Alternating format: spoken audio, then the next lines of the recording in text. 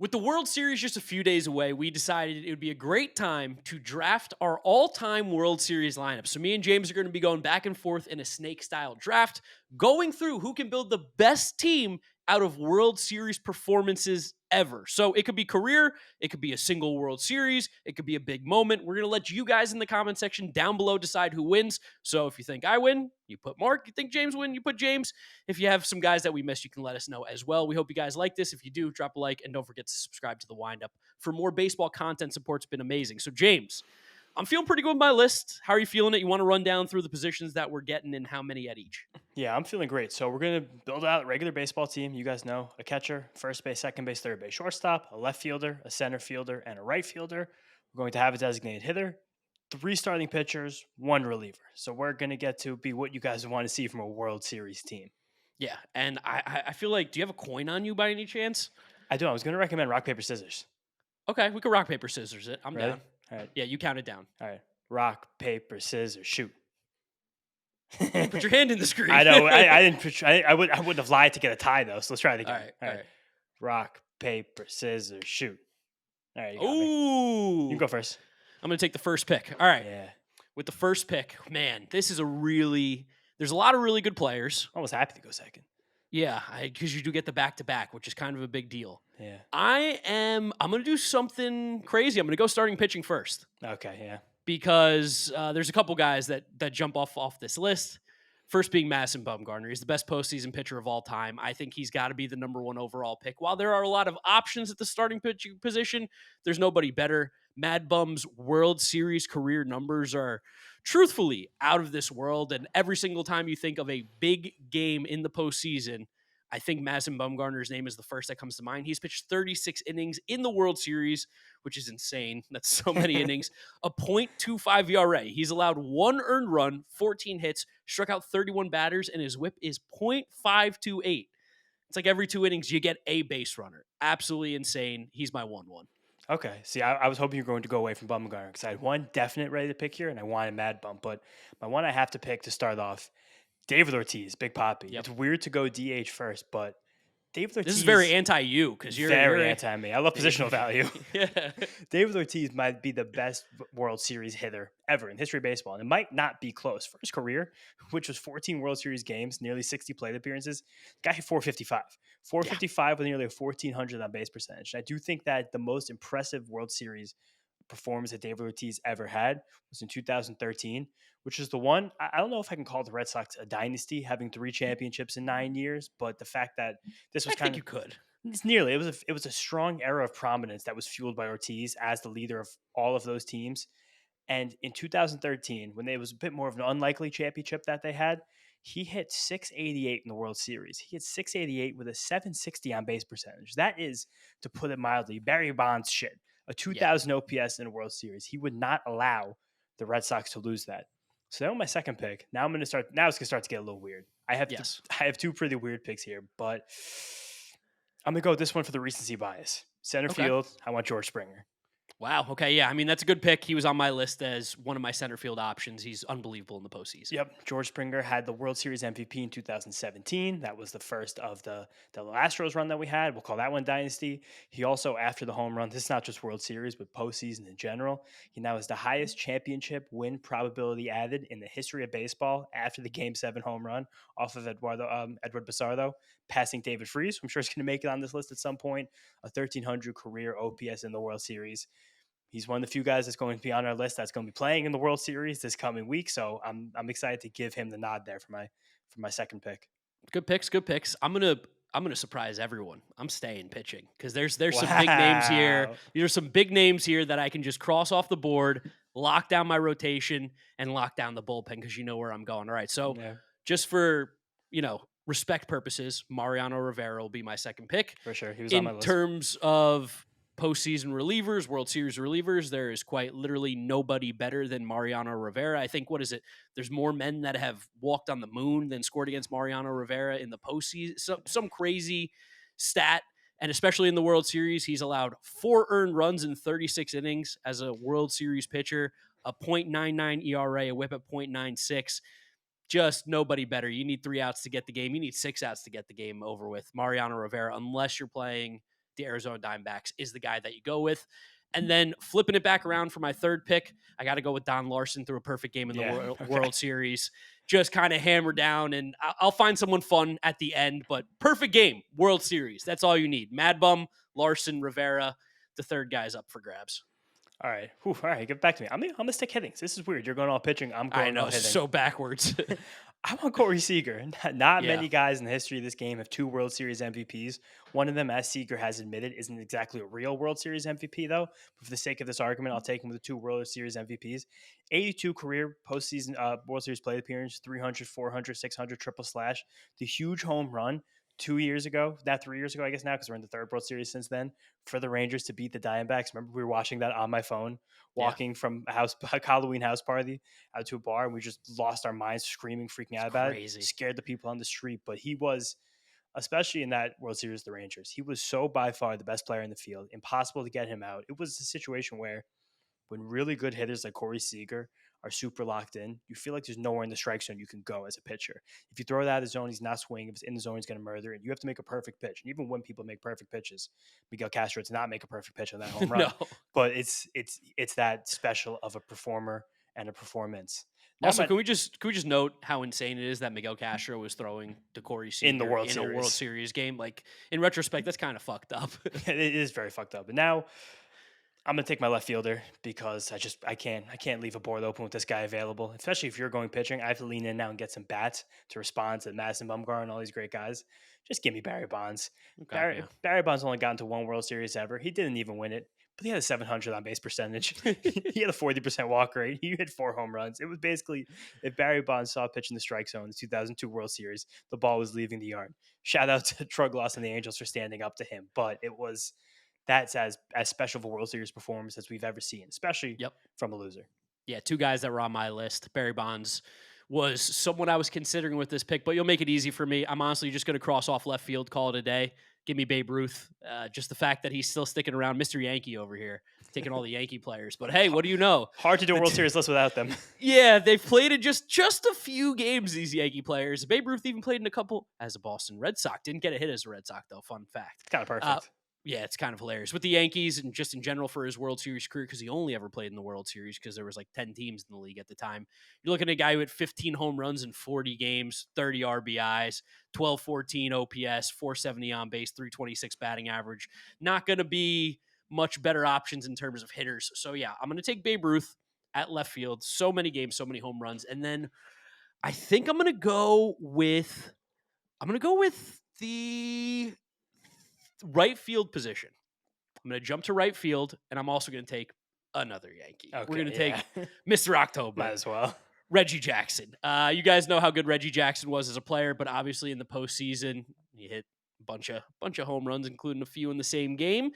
He played with the Yankees, played with the Oakland Athletics in the World Series. He had a pretty good career: 27 games, 10 home runs, 24 RBIs, the 357 average, 1212 OPS, and on base at 457.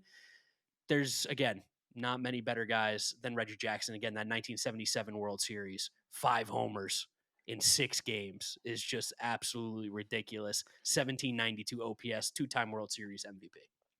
I'll say this too. Now that we both have left field fully crossed off, it is sad that neither of us are going to have Hideki Matsui on our squad because in 2009 he just put the Yankees on his Uh, back. speak lightly there.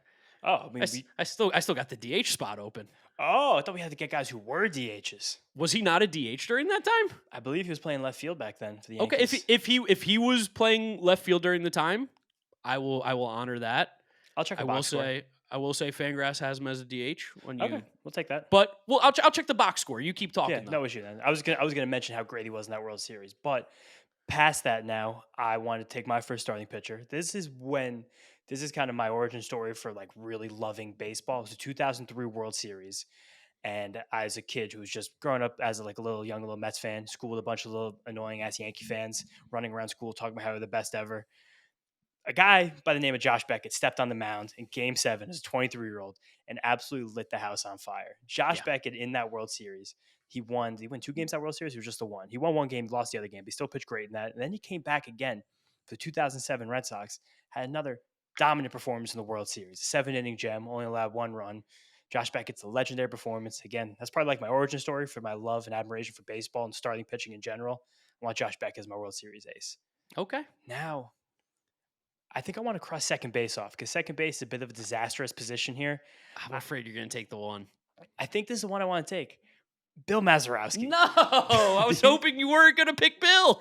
One of the most important hits in the history of Major League Baseball. Now all my picks are anti-Yankee picks. You Yeah, I got all know. the Yankees. Well, I think we'll just say is Chase Utley is the best second baseman in World Series history. Not It's eligible. not eligible. I refuse. As good Mets fans and honestly as good people, Yes. refuse to take Chase Utley, that scumbag. More so as law-abiding citizens in society. You can't really put Yeah. Utley on a list like this. But Bill Mazeroski, 1960, walk-off, home run, Game 7, one of the most important hits in the history of Major League Baseball. Got to be on my list Yeah. for that.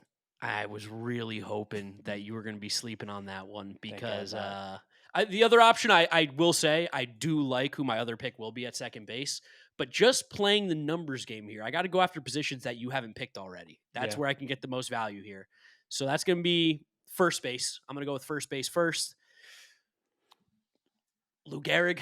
Yeah. I mean, Lou yeah. Gehrig. Can't really It seems not. can't really miss on that one there. Similarly to every single Yankee that played in the 20s and 30s, he played in a unbelievable amount of World Series games, 34 of them, 10 home runs, 35 RBIs, a 361 average, 483 on base, 731 slugging, and 1214 OPS. Again, this is before really World Series MVPs were a thing, but I think he would have ran into a couple of those during his time with the Yankees where he won 7 World Series.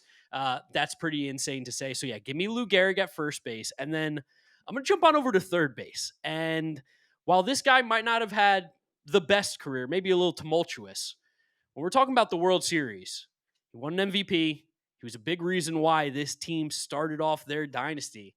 Show me Kung Fu Panda, Pablo Yeah. Okay. Sandoval at the third base position. Now, he didn't do much in the 2010, got 3 plate appearances, didn't get a hit. It was really 2012 and 2014 where he was absolutely nuts, and especially in 2012 against the Detroit Tigers. 3 home runs, a double, 1654 OPS in the series, won the MVP, over 500 on base, 500 batting average. And then in 2014, he came back against the Royals.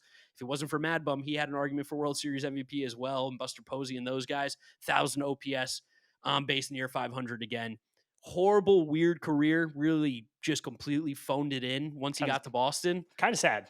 Yeah, sad and disturbing and disgusting, Yeah. honestly. Not really for the love of the game kind of guy, but when he was on for those Giants teams, he was pretty unbelievable in the postseason. So give me Kung Fu Panda.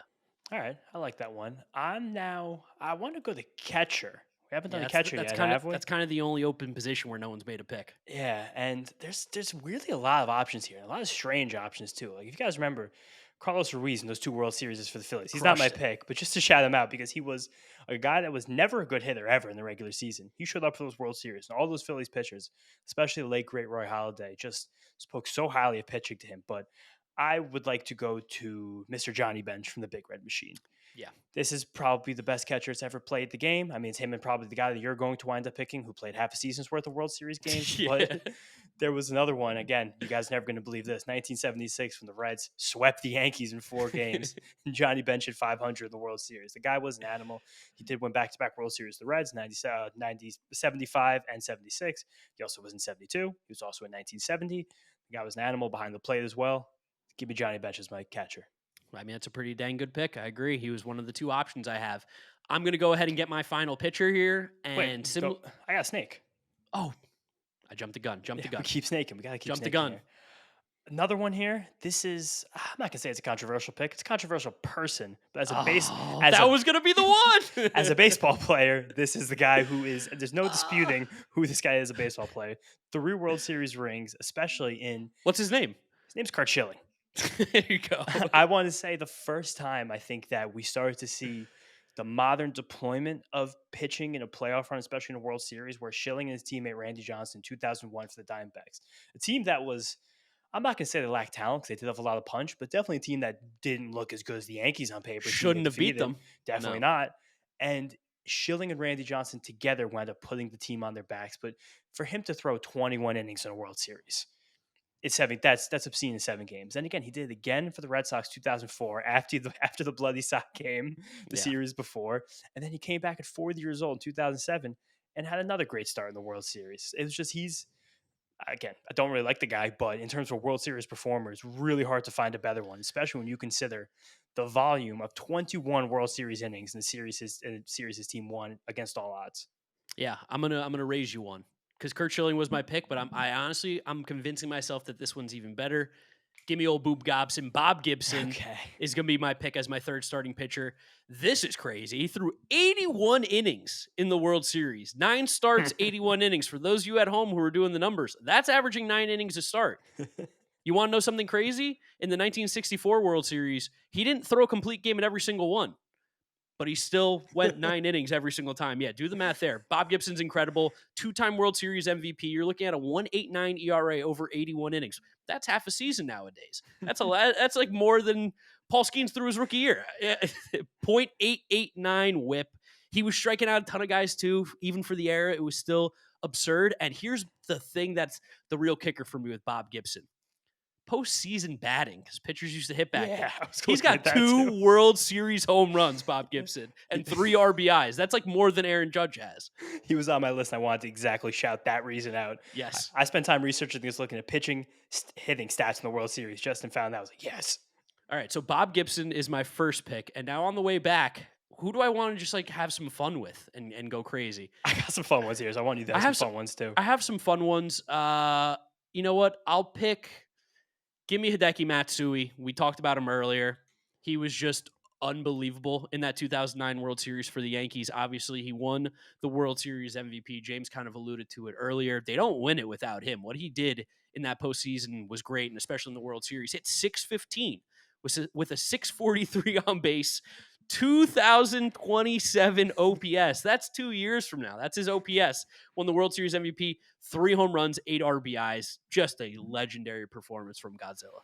All right, now I want to do another fun one now. He has to be on this list. We talked about Troy Glass before. I want to put him on, but I still think as my third baseman, I really just want to do David Freese, Yeah, he was my other option. especially for people our age, like mid to late 20s, early 30s. Like That hurts. I mean, it's true though, but you think about the World Series is that like our teenage years are like, who do you remember? You remember David Freese. Immediately one of the most memorable postseason moments ever. Back-to-back moments too. It was the double Yeah, and the homer. It was just like yeah, crazy. in a 7 game series, he had 7 RBIs. And that came after he had 3 home runs and 9 RBIs. It's not an NLCS video, but 3 home runs and 9 RBIs in the NLCS the series before that. The guy was a machine. The sad thing is that he did get into other playoff series down the line. He wasn't as good, but then he showed up in 2018 with the Dodgers and he fucking did it again for Yup. for no reason. When the lights were brightest, David Freese would play his best baseball. It just that's you until we're literally on our deathbeds, we're going to remember David Freese in 2011 World Series. And every guy, one of you guys watching this video will as well. Another pitcher here. God, there's some. I want to pick some pitchers, but the recency bias is getting in my head a lot because I already have 2 Okay. starters. I want to give some credit to Steven Strasburg in 2019. Okay. Yeah, Like, that was more of a dog performance than the numbers 100%. being gaudy. Because like I'm staring at John Lester right now, and I was like, that is in terms of World Series performer in our lives, like you remember him vividly. But the way Strasburg just didn't give up the ball, never left the mound, like would come back in anytime that team needed him in that series.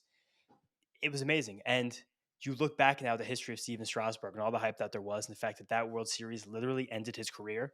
Yeah, He literally, like people say the phrase "leave it all out there." Steven Strasburg literally left it all out there in those 2 starts that World Series, and you tip the cap to that because why do we play this game? We play this game to win a ring. He was so instrumental. I mean, again, a lot of players were in that series. I mean, Juan Soto, fucking Howie Kendrick, but shout out to Kurt Suzuki, officially a major league manager too at the time For the recording Angels, this. yeah. But Steven Strasburg, 2019, that was a special performance. Yeah, Strasburg, an underrated performance, and like you said, literally never like pitched again. Basically, That was entirely it. yeah, he was awesome. Put the team on his back, and they paid him as they should have. He deserved And it. especially someone that didn't exactly ever pitch deep into games a lot of times in their career, but they give a must win game 6, pitching into the 9th inning. It was just, I don't know. Remember that one forever. Let's fill this team with some more Yankees. We're gonna rip 2 Yankees right off the board right here. At shortstop, number 2, Derek Jeter. Had to be. Number 2. Jeter had no range, but let me tell you, he showed up in the playoffs. Mr. November. Guy's pretty damn good. The World Yeah. Series numbers for him. Derek Jeter, 38 games in the World Series, 173 plate appearances, 3 home runs, 9 doubles, a triple, 9 RBI, stole 4 bases, Whew. hit 320, 380 on base, 832 OPS. It's not like the craziest numbers by any means, but at the shortstop position, you have to remember the position really only got good offensively in the last 25 years. And that's a bit of a stretch. It's more of like the last 10 shortstops become a powerhouse position. 5-time World Series champ, World Series MVP. This feels like a pretty safe pick at shortstop with Derek Jeter. And then give me Yogi Berra. James talked Yeah, about it earlier. The guy played half a season of games in the World Series. Again, let me just read that out for you guys.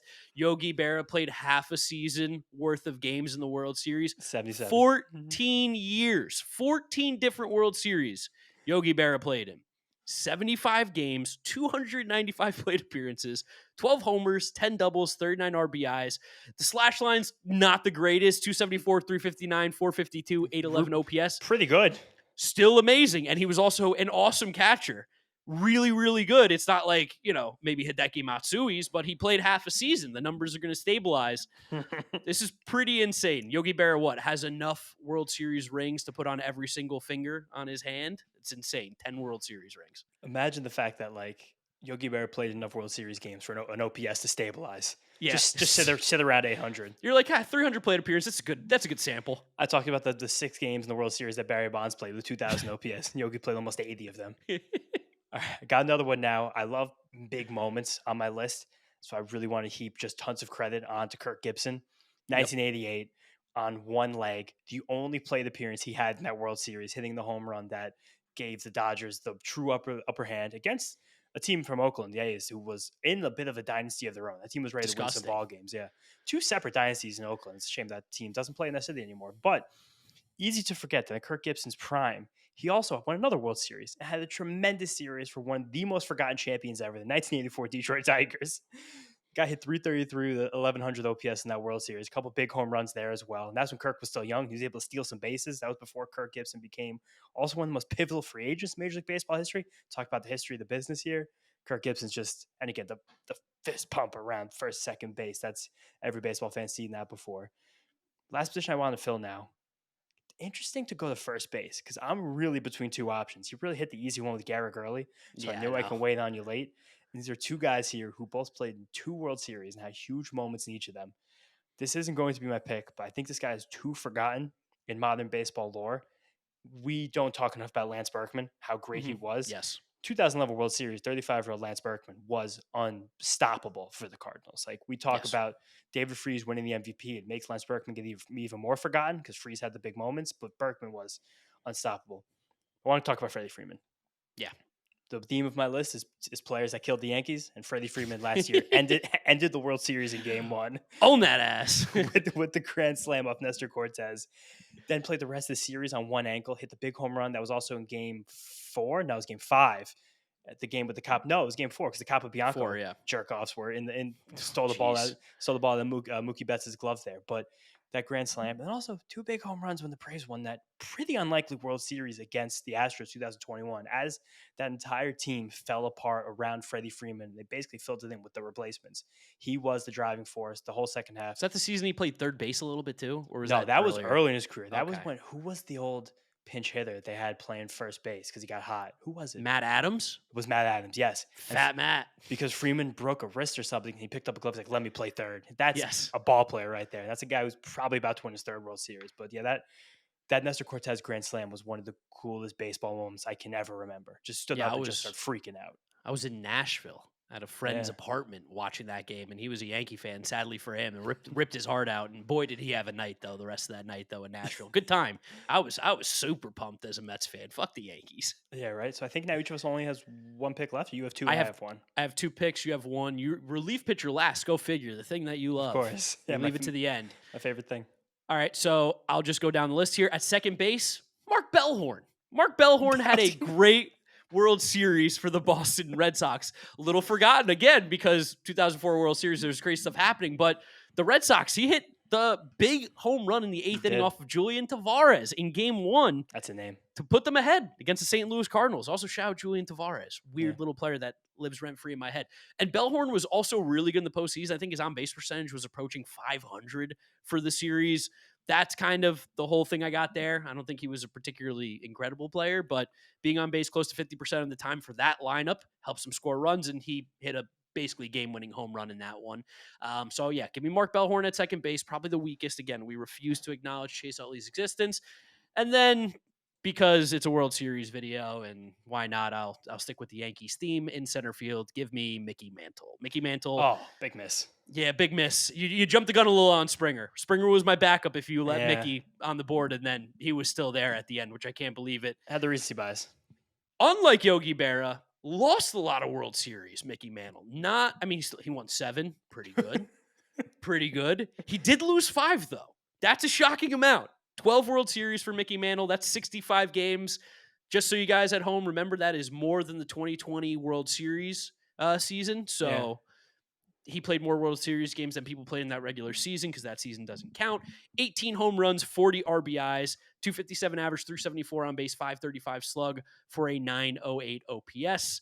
Mickey Mantle, pretty good. 7-time World Series champion. So that is my final pick. I'm feeling pretty damn good about my team. Yeah, it's a pretty amazing team. You really got all those old Yankees. I think I maybe know. let's let them play some velocity, see what happens there. But really, relief pitcher to end this thing.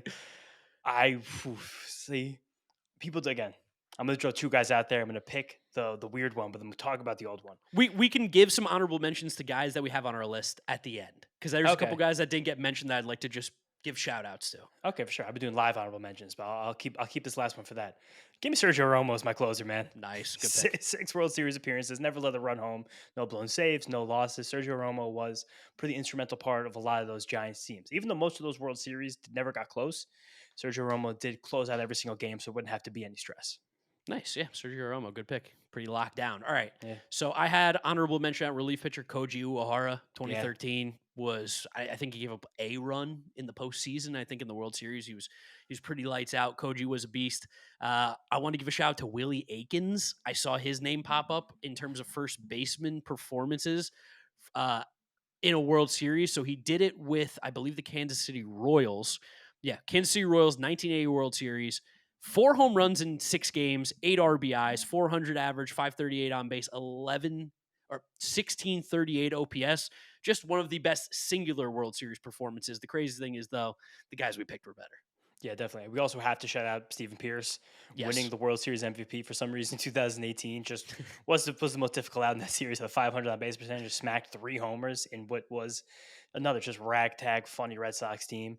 We also did not mention Raleigh Fingers. Raleigh Fingers, just because again, only one reliever. He has a 1.39 career postseason Yeah. ERA in 33 innings pitched. Raleigh Fingers, again, for an A's team that had a little mini dynasty there, was an animal.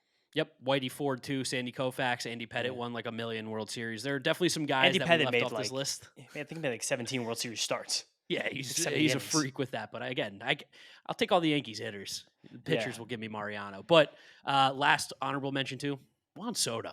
His Yeah. World Series numbers are insane. Yeah. Appearing in 2 World Series too before the age of 26 years old is pretty Yes. special.